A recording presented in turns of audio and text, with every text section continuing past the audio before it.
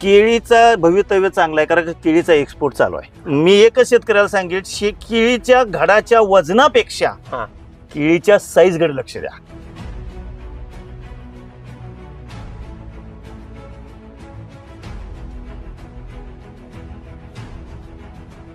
शेती तशी केली तर परवडते, पण नियोजनानं केली पाहिजे तर परवडते. नाहीतर मग ते लावायचं आणि जायचा कोणीकडे तर निवड. हो, त्याला नाही वेळेला बघितलं तर मग कशी शेती तर परवडणार.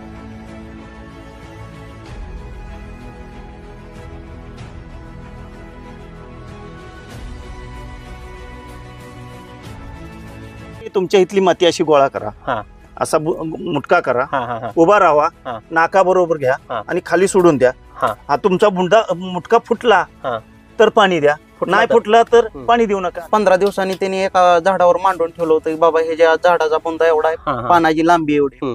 मांडून ठेवल्यानंतर परत 15 दिवसांनी चेक केलं की बाबा आपण जे रेग्युलर औषध वापरतोय त्यापेक्षा त्या 20 झाडात डिफरन्स पूर्ण दिसला, बुंद्यात पण दिसला आणि पाना लांबी रुंदीत सुद्धा दिसला.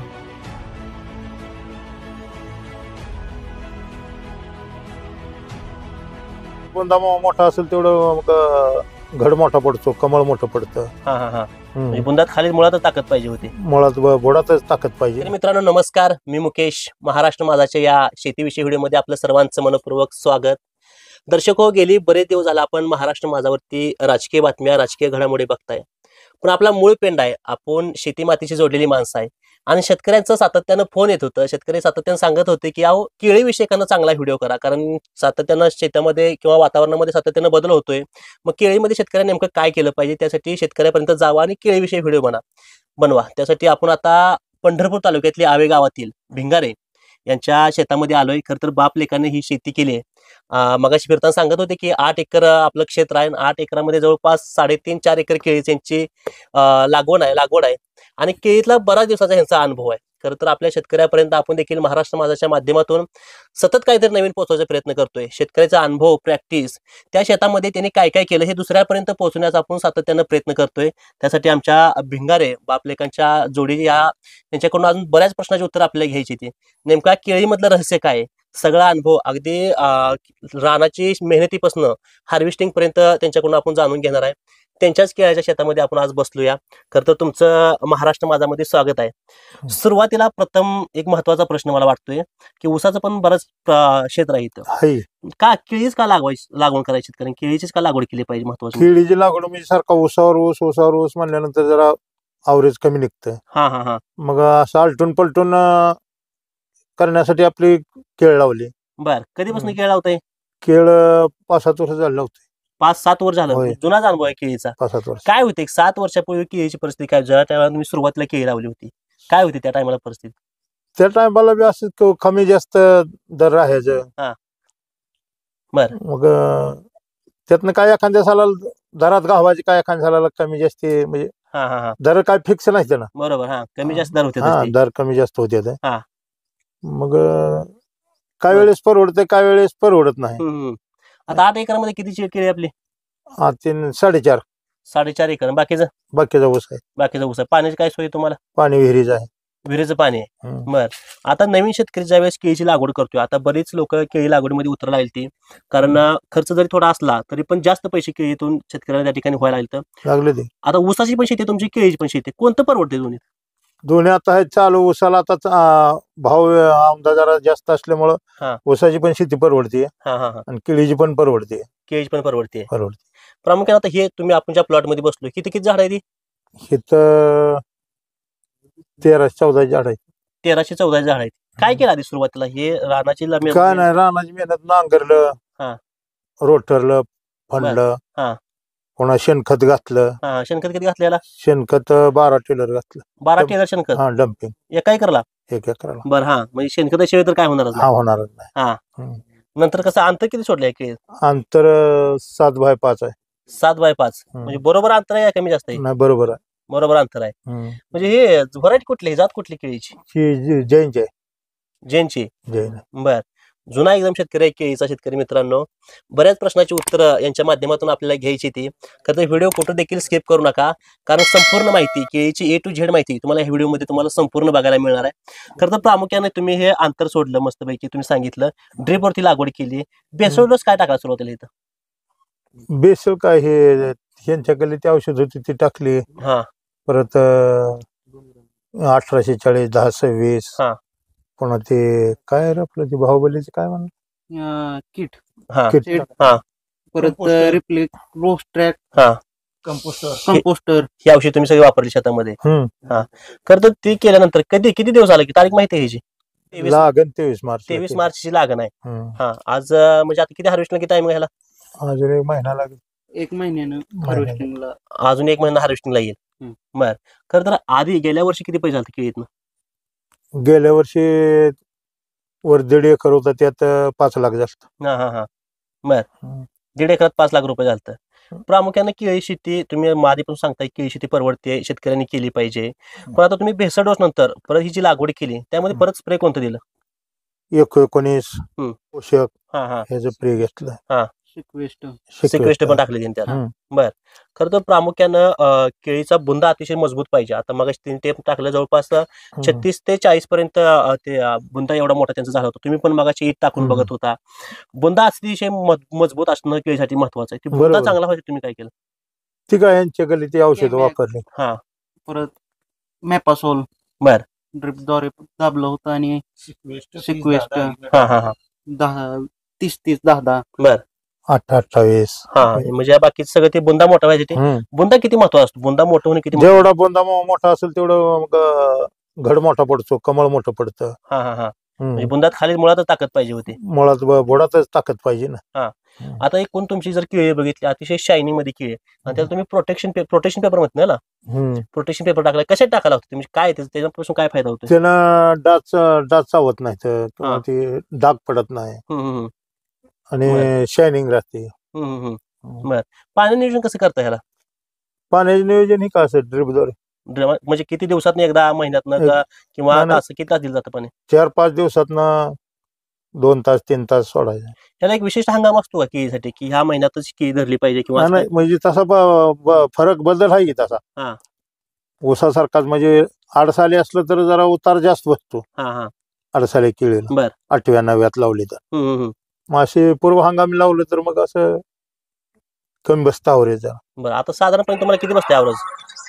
आता आवरेज बसेल 30 टनापर्यंत एकरी बसेल. 30 टनापर्यंत एकरी बसेल. 30-35. साधारणपणे कितीचा दर राहायला पाहिजे केळीला, तेव्हा आपले शेतकरी केळी परवडू शकते? केळीला दर कमीत कमी 20 पासून 30 पत्र राहावं लागतं. 20, 25, 30. तेव्हा केळी परवडते, पैसे होते. कधी तोटा झालाय केळी आजपर्यंत 8 वर्षात? नाही, तोटा नाही ह्यात. म्हणजे ह्या केळीत वसईमध्ये नाही तोटा झाला. केळी काय तोटा विषय नाही आतापर्यंत. आव्हान काय वाटतंय की म्हणजे आता एखाद्या मोठं वारं सुटलं तर केळी तुमच्या भागातल्या बऱ्याच मध्ये केळी पडली, मात्र त्याला काय निसर्ग आहे शेवटी. पडल्यावर काय गेलं नाही, सगळं तोट्यातच गेलं. तुमचं काय नुकसान झालं तेव्हा? झालं थोडं. बर. आता सगळ्यात महत्वाचं घड चांगला पडणं आणि घडामधले अंतर योग्य होणं. ते घड चांगला पडायसाठी म्हणजे ते कमळ तुम्ही म्हणला मग अशी, ते चांगलं पडायसाठी काय केलं तुम्ही? त्याला काही खत वापरली, ते घेतलं. बर. दुसरं काय साधारणपणे एकरी, आता आपण खरं तर ह्याच्यावरती येऊ, म्हणजे पैशावरती येऊ आता, कारण लोकांना, आमच्या प्रेक्षकांना उत्पन्न किती निघालं ह्याच्या महत्वाचं असतं, किंवा खर्च केळीला किती होतोय. साधारणपणे एकरी केळीला खर्च किती होतोय? खर्च एकरी बराचसाच होतो ना, म्हणजे चांगला 2-1 लाखाच्या आसपास जातोय शेणखतामुळे. सगळंच पूर्ण त्याच्यामध्ये औषध फवारणी 2 लाखापर्यंत जाते. साधारणपणे उत्पन्न काय निघते? उत्पन्न बघा की आता 30 टन निघाली तर किती बसतंय 30 टनावर? 30 टन दरात सरासरी दर 20 रुपये फूट निघाला 20 रुपये. तरी पण चांगल्या पद्धतीचे पैसे केळीत होते.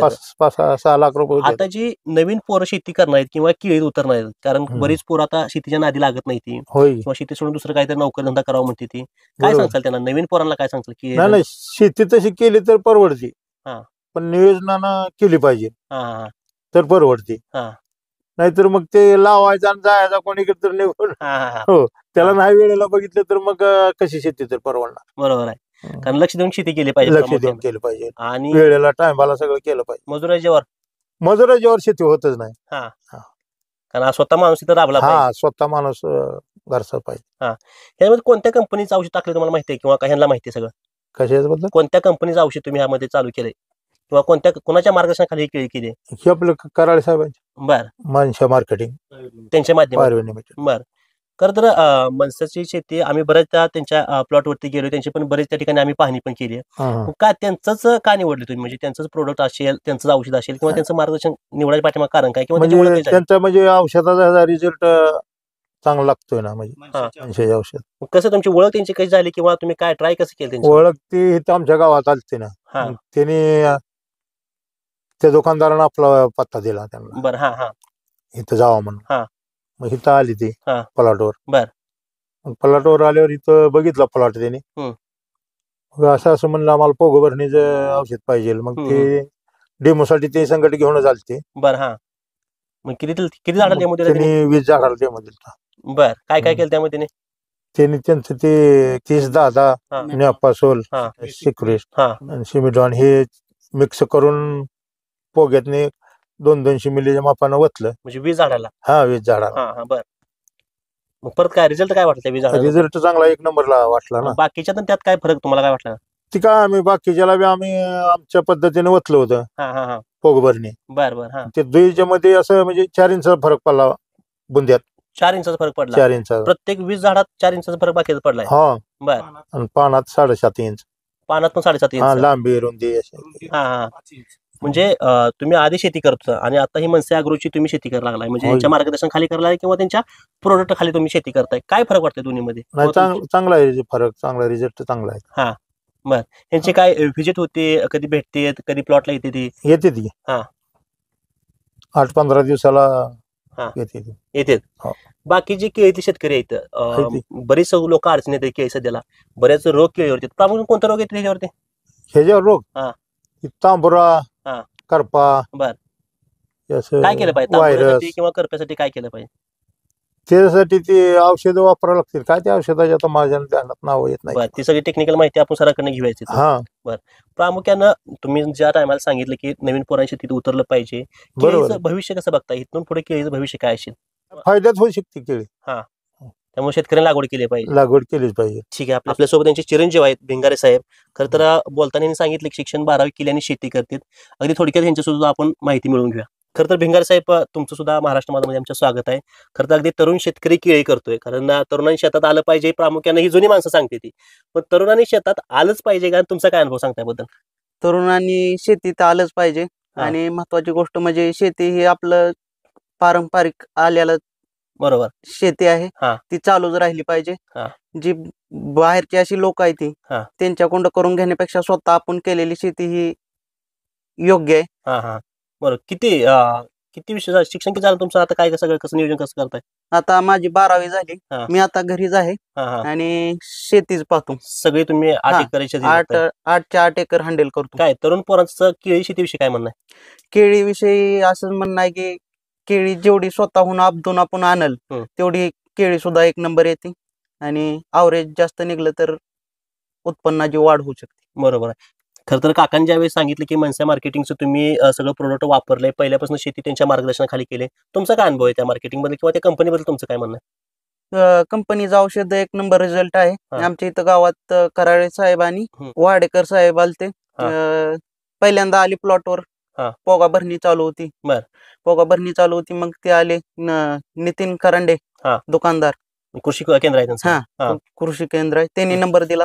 आले साहेब इथं, आम्ही आपली पोगो भरणी हा या रेग्युलर औषध करत होतो. त्यांनी नंबर दिल्यानंतर आले इथं, त्यांनी म्हणले आम्ही आमचा प्रोडक्ट जी मनसा कंपनीचा आहे त्याचा आम्ही तुम्हाला व्हिजिट देऊ किंवा प्लॉटवर दाखवू. त्यांनी 20 झाडांना त्यांचं जे औषध आहे 20-20 मिलीनं प्रत्येक झाडात पोगा भरणी घेतली, 200 मिलीनं पोगा भरणी घेतली.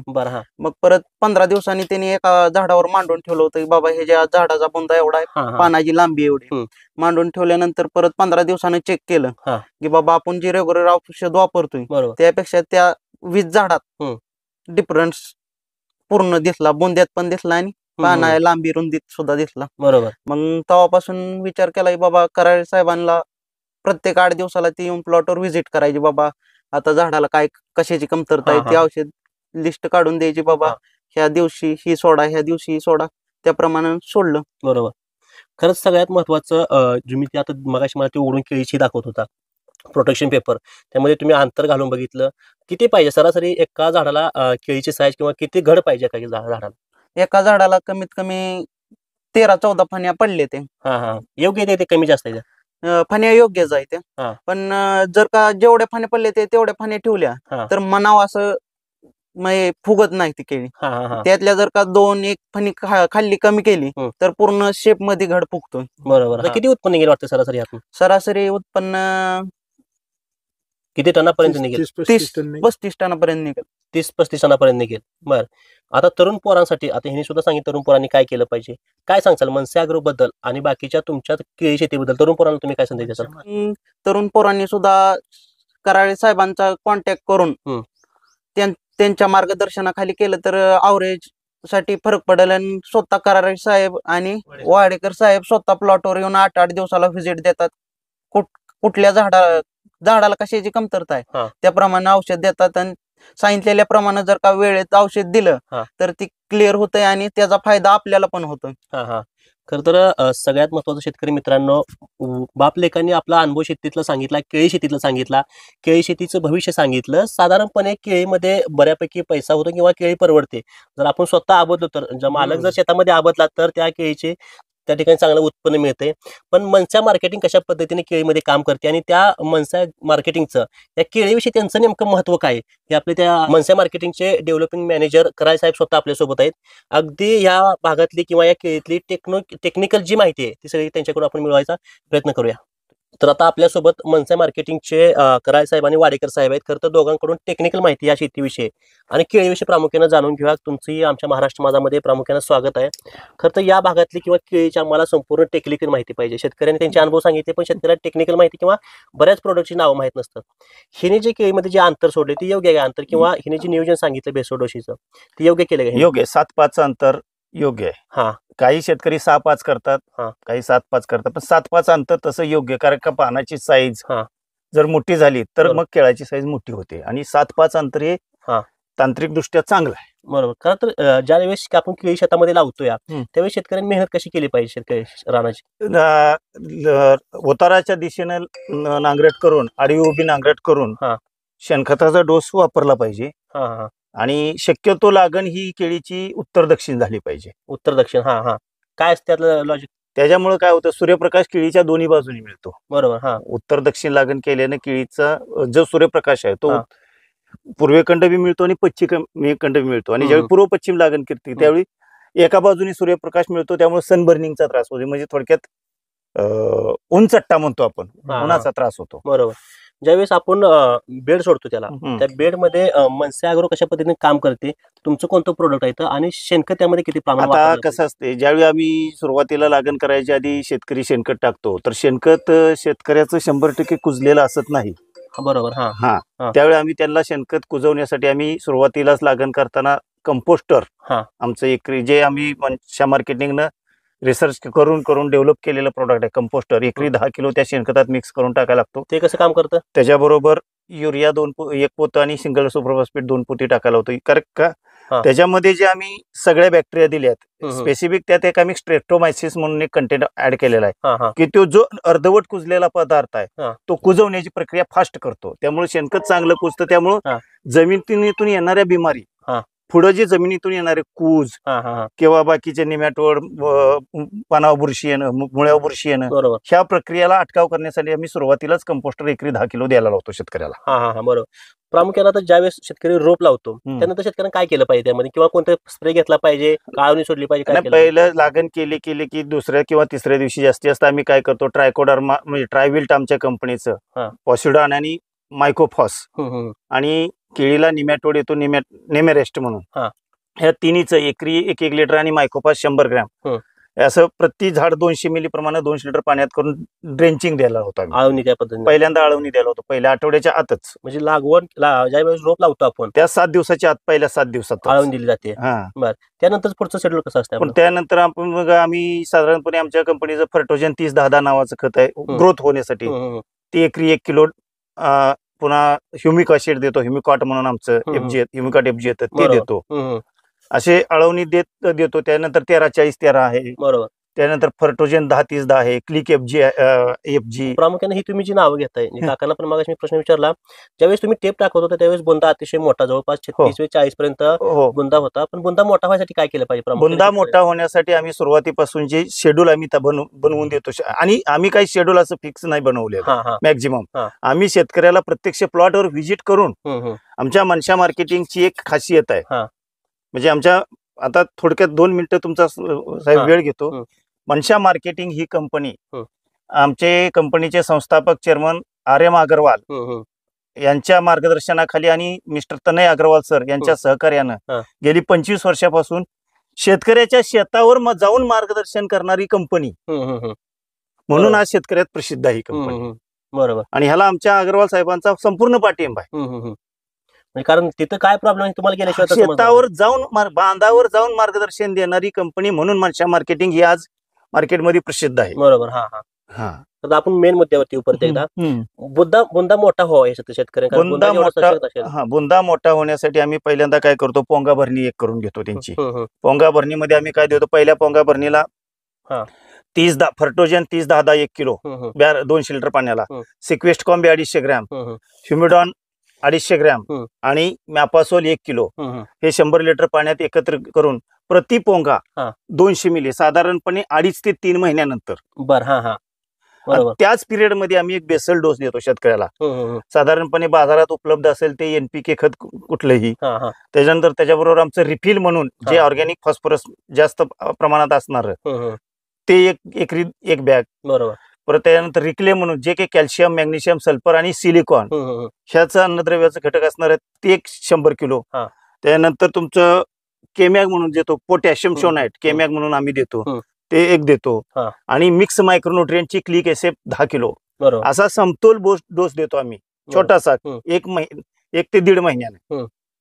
त्याच्यानंतर 2.5 महिन्यानं पुन्हा कच्ची भरणी करतो आपण. त्यात काय असते कच्ची भरणी? त्याच्यामध्ये पुन्हा 10-26, 19-19 ह्याच्यासारखे 100-150 किलो सरासरी आम्ही तो डोस 350 ग्रॅम पर्यंत येतो. मग त्याच्यामध्ये आमचं रिफिल असतं, रिक्लेम असतं, क्लिक एसएफ असतं, अल्प्रोझाईम ग्रॅन्युअल असतं आणि केमॅग पोटॅशियम शोनाइट. असा सगळा त्या पिकाची, त्या जमिनीची, ह्या सगळ्याची स्थिती बघून आम्ही डोस करतो. असा कारण का एखाद्या शेतकऱ्याला ची जमीन जर अशी असेल, काळपट असेल तर आम्हाला रिक्लेम वाढवून द्यावं लागतं. चोपन जमीन असेल आणि माळाची जमीन असेल तर रिक्लेम करून पाणी धरून ठेवणारी क्षमता असणार रिफिल द्यावं लागतं. बरोबर आहे. खरं तर केळी शेतीत शेतकऱ्याला अनेक मोठी आव्हाने, वेगळी आव्हानं आहेत, अनेक रोग आहेत केळीमध्ये सुद्धा, हे सुद्धा आपण बोलणार आहेत. प्रामुख्यानं कोणत्या रोगाला शेतकऱ्यांनी जपलं पाहिजे? कोणता रोग प्रामुख्याने केळीत अटक करतोय? केळीत करपा एक जास्त येतो. आता सगळ्यात मोठी बिमारी केळीला व्हायरस आहे. TME व्हायरस म्हणून येतो. काय करतो? काही वेळा पानाचा पर्ण आकडूनच जातात. ती झाड येतच नाही. जर तुम्ही पोंगा भरणी 2 चांगल्या आम्ही सांगतो तशा पद्धतीने, आणि व्हायरस येऊ नये ह्याच्यासाठी जर सकिंग पेस्ट, थोडक्यात कीटकाचा जो रस शोषक किडीचा अटकाव केला, साधारणपणे त्याच्यासाठी जर तुम्ही पिवळे ट्रॅप लावले लागण केल्या तर ते कीड जर आटोक्यात आली तर तुमचा व्हायरसचा प्रादुर्भाव कमी होतो. पुन्हा दुसऱ्या गोष्ट, अन्नद्रव्याची कमतरता असेल तरी बी व्हायरस येतो, किंवा अनुवंशिक काही गुणधर्म असतील तरी बी व्हायरस येतो. असं एक ठोस कारण नाही की त्याच्यामुळे व्हायरस येऊ शकतो. तर शेतकऱ्याला आमचं स्वतःच सांगणं आहे की तुम्ही सगळ्या बाजूनी प्रॅक्टिस करून त्या व्हायरसला आटोक्यात आणा. बरोबर. स्पेसिफिक अमक्याच औषधानं व्हायरस जातो असं एक कुठल्या ह्याला शेतकऱ्यांनी पण बळी पडून मार्केटमध्ये आले असते की ह्या व्हायरसवरती ही रोग आहे, ही बाटली आहे, ही फवारा तुम्ही, असं कुठली सुद्धा व्हायरस किंवा औषध कुठलंच नाही त्याच्यावर प्रामुख्याने? नाही, व्हायरस म्हणजे सकिंग ह्या शक्यता सगळ्या आहेत व्हायरसच्या. ठोस कारण कुठलं असं शेतकऱ्याला आपण सांगू शकत नाही. तुम्ही काय करताय मध्ये आपले मनसा मार्केटिंग जे आहे, तुमचं काय त्यामध्ये? आम्ही काय करतो, व्हायरसला पहिला काय करतो की बाबा तुम्ही ते पिवळे कागद लावा, आणि आम्ही स्वतः एक ट्रायल घेतलेला स्प्रे तयार केला व्हायरसवर. सिक्वेस्ट 100 लिटर पाण्यासाठी सिक्वेस्ट कॉम्बी 100 ग्रॅम, ह्युमिडॉन म्हणून आमचा प्रोडक्ट आहे 100 ग्रॅम, आणि सकिंग पेस्ट साठी एक सोलोमन किंवा इमिडाक्लोप्रिड याच्यासारखं एक कीटकनाशक, असा एक तिहेरी अटॅक करणारा स्प्रे दिला. म्हणजे आता थोडक्यात तुम्हाला सांगतो, सिक्वेस्ट कॉम्बी म्हणजे एखाद्या न्यूट्रिएंटची कमतरता असेल, कुठल्याही न्यूट्रिएंटची कमतरता असेल तर त्या सिक्वेस्ट कॉम्बीमुळे कव्हर होते. पुन्हा ह्युमिडॉन मध्ये कार्बोहायड्रेट आहे. त्या कार्बोहायड्रेट मुळे काय होतं, झाडाची जर प्रतिकार क्षमता कमी असेल तर त्या कार्बोहायड्रेट मुळे डायरेक्ट अन्न मिळाल्यामुळे झाडाची रोग प्रतिकारक शक्ती वाढते. बरोबर. आणि तिसरं आम्ही एक कीटकनाशक घेतो की जेणेकरून सकिंग पेस्टचा जरी अटॅक असला तरीही व्हायरस त्याच्यापासून, म्हणजे असा तिहेरी आम्ही स्वतः ट्रायल गेली. ह्या स्प्रेवर आम्ही जवळजवळ 2004 पासून काम करतोय. म्हणजे 20-21 वर्ष झाला आम्ही हा स्प्रे कंटिन्यू देतो. पण आमचं कसं होतंय, आम्ही ज्या शेतकऱ्यापर्यंत जातो त्याला आम्ही फुल सर्व्हिस देतो. बरोबर. 100% शेतकऱ्यापर्यंत आम्ही काय पोहोचू शकत नाही. 100%. बरोबर. पण जे शेतकऱ्याला आम्ही सर्व्हिस देतो त्याचं उत्पादन आम्ही वाढवून द्यायची जबाबदारी आम्ही घेतोच. बरोबर. आणि कॉस्टिंग कमी करणं, म्हणजे शेतकऱ्याची प्रोडक्शन कॉस्ट सुद्धा कमीच झाली पाहिजे. 100% बरोबर. कारण खर्च कमी आला तर त्यांना नफा. नुसता खर्च वाढवू. माहिती का, मार्केटला बरेच व्हायरसची औषध आहे ती, म्हणजे प्लांट एक्स्ट्रा म्हणून येतं सगळ्यावरती. बरोबर. पण ते व्हायरसला म्हणून व्हायरससाठी मारतात, सेकंड पेस्टसाठी काहीच मारत नाहीत. बरोबर. त्याच्यावरती काम झालं पाहिजे. आम्ही ट्रिपल कॉम्बिनेशन तयार. आणि हा जो स्प्रे आहे हा आमचा प्रॅक्टिकली स्प्रे आहे. बरोबर. आता तुम्ही जर कुठं गुगलवर कशावर सर्च केला तर ह्याला तुम्हाला शास्त्रीय आधार दाखवणार व्हायरसचं औषध नाहीये, आणि हे व्हायरसचं औषध नाहीये. किती दिलाय आपण ज्या प्लॉट दिलाय. आमची कंपनी त्यासाठी व्हायरसला म्हणून रेकमेंड करत नाही. आम्ही पण रेकमेंड करत नाही. फक्त आम्ही फॉर्म्युला बसवलेला आहे आणि आम्हाला खास आले रिझल्ट. सगळ्यात महत्वाचं असतं, आता आपण हे झाडची वेल काय म्हणते, वेन, त्या टायमाला काय वापरलं पाहिजे किंवा त्या टायमाला आपण काय करता येतं? त्या टायमाला सरासरी बघा झाड त्यावेळी डॉर्मन्सीत जातं, म्हणजे सुप्तावस्थेत जातं. इंग्लिशमध्ये डॉर्मन्सी म्हणतात, मराठीत त्यावेळी त्याला झाडाला 13-0-45 फर्टोजन 13-0-45 कॅल्शियम नायट्रेट आणि सेल्बोर हे आम्ही सरासरी 13-0-45 5 किलो कॅल्शियम नायट्रेट 5 किलो आणि सेल्बोर 250 ग्रॅम हा डोस देतो की जेणेकरून झाड डॉर्मन्सीतनं बाहेर निघून पटदिशी केळफुल बाहेर पडावं. हा डोस देतो. आणि मधून आतून आम्ही वॉटर सोल्युबलच्या आमच्या मात्रा चालूच आहेत. त्याच्याबरोबर क्लिक FG हे सरासरी एकरी 2.5 लिटर प्रमाणात देतो. पुन्हा साधारणपणे 3.5 ते 5.5-6 महिन्याच्या दरम्यान बुंदा फुगवण्यासाठी मेपासोल आणि क्लिक FG आम्ही 2 ते 3 ऍप्लिकेशन करतो सरासरी. बरोबर. खरं या माध्यमातून आपण पाण्याचं नियोजन महत्वाचं होतं. कसं शेतकऱ्यांनी पाण्याचं नियोजन कसं केलं पाहिजे, केळीला पाणी किती सोडलं पाहिजे, ज्यावेळेस हे येतं बाहेर केळी वेली जाते त्यावेळेस पाणी नियोजन कसं केलं पाहिजे? आम्ही शेतकऱ्याला शेतकऱ्याच्या भाषेत समजून सांगतो. आम्ही त्यांना सांगतो की बाबा रे तुमच्या इथली माती अशी गोळा करा, असा मुटका करा, उभा राहा, नाका बरोबर घ्या आणि खाली सोडून द्या. हा तुमचा मुटका फुटला तर पाणी द्या, नाही फुटला तर पाणी देऊ नका. कसं आहे, प्रत्येक जमिनीत असं ठराविक स्टेज सांगता येत नाही. बरोबर. कधी त्या झाडाला पाणी पाहिजे सांगता येत नाही. म्हणजे जमिनीच्या प्रतीनुसार पाण्याची रिक्वायरमेंट, पिकाची रिक्वायरमेंट वेगळी राहते. बरोबर. तर मग आता ह्या काकांना सांगायचं म्हटलं तर पाणी कधी द्यायचं म्हणून विचारलं तर प्रत्येक वेळी आम्ही सांगू शकत नाही. 4 दिवसांनी द्या, 5 दिवसांनी द्या, 2 दिवसांनी द्या. तर त्यांना आम्ही एक ठोकताळा शेतकऱ्याच्या भाषेत समजेल असा ठोकताळा सांगितला. तर आम्ही सांगतो की बाबा केळफुल यायला की आम्ही झिंस्टार एकरी 1 लिटर सोडा 1000 खोटा. आता केळीचं कसं असतंय, सरासरी केळीचं कुठलंही फर्टिगेशन 1000 खोटावर असावं. परंतु काय करतात काही कंपन्या किंवा काही जण लोक एकरी, आता काय होतंय 6-5 वर बसवले तर 1250 फूट बसतात, 7-5 वर बसलं तर 1100 फूट बसतात. बरोबर. मग खोटाची संख्या वाढली तर एकरी मात्रा कमी पडते. तर आम्ही जे रिकमेंडेशन देतो ते प्रति 1000 रिकमेंडेशन देतो. बरोबर. 1000 खोटाचं आमचं रिकमेंडेशन राहतं. आणि त्यावेळी 1000 खोटाला 1 लिटर झिंस्टार तुम्ही द्या की जेणेकरून तुमच्या केळीची लांबी वाढेल. त्याला इंग्लिशमध्ये इलॉंगेशन म्हणतात. बरोबर. इलॉंगेशन जेवढी केळीची लांबी वाढेल तेवढं तुमचं केळीची ही वाढेल, फुगवण वाढेल. बरोबर. आणि आम्ही जिब्रेलिक ऍसिड वगैरे स्प्रे करा असं अजून तरी मी ह्यांना सांगितलं ना, माझी इच्छा काही सांगायची नाही होत, कारण का आम्ही खालूनच एवढं चांगलं काम करतो. आणि कंपनीचा उद्देश आधीपासून असं आहे की सॉइल हेल्थ सुरुवातीपासून शेवटपर्यंत. सॉइल हेल्थ निसर्गावर अवलंबून शेतकऱ्याला द्या. बरोबर. तुम्ही त्याला ऑक्सिजन किंवा ग्रोथ प्रमोटर्स, ग्रोथ रेग्युलेटर्स शेतकऱ्याला देऊ नका. बरोबर. आणि काय ते दुसरी गोष्ट सगळ्यात महत्वाचं, आम्ही जमिनीच्या आरोग्यावर जास्त लक्ष देतो. हे सगळं करताना, हे एवढं उत्पादन वाढवून देताना जमिनीच्या आरोग्याकडे पण आम्ही दुर्लक्ष करत नाही. बरोबर. कारण का 15-1 महिन्यात एकदा आम्ही त्यांना जीवाणूचा वापर करायला होतो. जसे आमचं मिक्सोजन म्हणून येतं, मग फॉस्फोक्ली म्हणून स्फुरदविरघळणाऱ्या बॅक्टेरिया आहेत, पोटॅश मोबिलायझर बॅक्टेरिया आहेत, नायट्रोजन फिक्सेशन बॅक्टेरिया आहेत. हा सगळ्याचा ज्या त्या पिकाच्या शेड्यूल नुसार त्या पिकाची रिक्वायरमेंट, मातीची रिक्वायरमेंट, शेतकऱ्याचं आर्थिक बजेट, बरोबर. ती पण सगळ्याच्या बघून आम्ही ती मात्रा सेट करतो. बरोबर.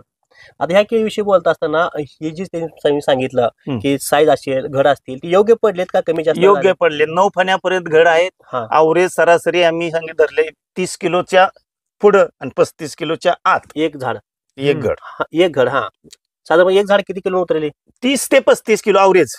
30 किलो कमीत कमी 30 किलो, मॅक्झिमम 35 किलो. त्या दोन्हीच्या मध्ये 32-33 किलोचा आवरेज ह्या संपूर्ण 1500 फुटात शेतकऱ्याला मिळून जाईल. बरोबर.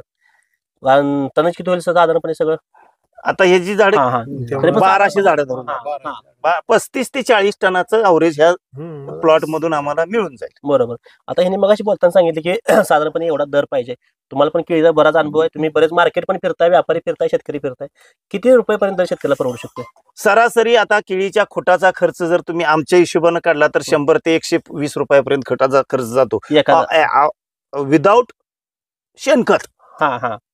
बरोबर. विदाउट शेणखत, विदाउट शेणखत. पुन्हा तुमचं आणि ट्रीटमेंटचा खर्च 125 रुपयापर्यंत जातो. 100-125 रुपये. आणि सरासरी आम्ही सांगतो शेतकऱ्याला की बाबा रे तुम्हाला कमीत कमी 15 ते 15 रुपयानं जरी रेट मिळाला तर एकरी 25 ते 25 किलोचं अवरेज मिळालं. 1200 फूट बसतात. 1200 मधले आम्ही 250 सोडून दिले. 25 1000 धरले आम्ही त्याच्यात. 25 टन माल मिळतो. 15 रुपयानं म्हणलं तर तुमचे 3,75,000 रुपये होतात. बरोबर. आणि 1.25 लाख रुपये तुमचे खर्चाला जातात. बरोबर. म्हणजे साधारणपणे 15 रुपयाच्या वर जरी दर भेटला शेतकऱ्याला तरी पण सफिशियंट शेतकऱ्याला शेती परवडते.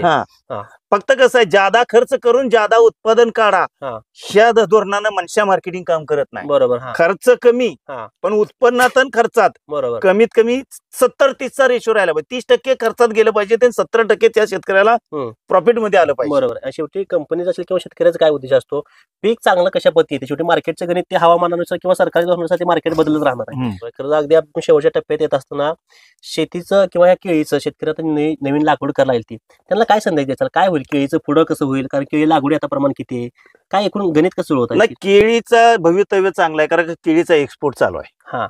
इराण, इराक हे आखाती देशात एक्सपोर्ट चांगला आहे. फक्त केळीची साईज आणि साईज वर लक्ष द्या. मी एकच शेतकऱ्याला सांगेल, केळीच्या घडाच्या वजनापेक्षा केळीच्या साईज कडे लक्ष द्या. बरोबर.